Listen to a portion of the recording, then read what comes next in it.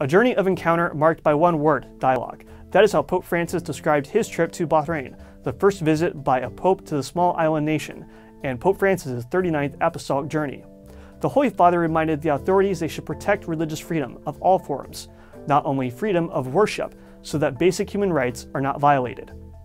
The Pope encouraged the local Catholic community to be custodians and peacemakers.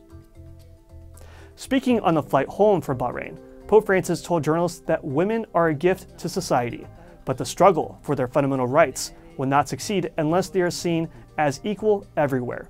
The Holy Father added that societies fail to advance if they see women as less than equal. And he added, since the number of women in the Vatican has increased, things are going much better.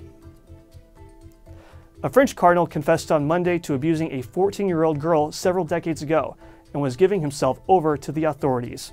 Cardinal Jean-Pierre Ricard said that he was withdrawing from his functions and had spoken to the victim about the abuse, asking for her forgiveness. Cardinal Jean-Pierre Ricard is one of 11 serving or former bishops accused of sexual violence. Pope Francis warned that consecrated life today should not be discouraged by a lack of vocations or by aging. Those who allow themselves to be caught up in pessimism set aside their faith, he continued.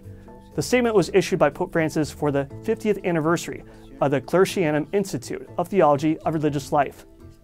The Holy Father encouraged institutes of consecrated life not to be tempted by the spirit of defeat, but to follow the Spirit, to live in communion, care for the poor, show fraternity without borders, and practice mission in constant outreach.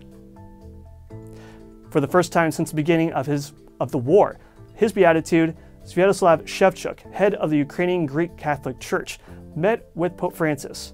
The Holy Father renewed his closeness to what he calls the martyred Ukrainian people and encouraged the senior archbishop and his pastors to an evangelical service of closeness to the suffering people, oppressed by fear, violence, and war, and reaffirmed the Holy See's commitment to the end of aggression and the arrival of a just peace.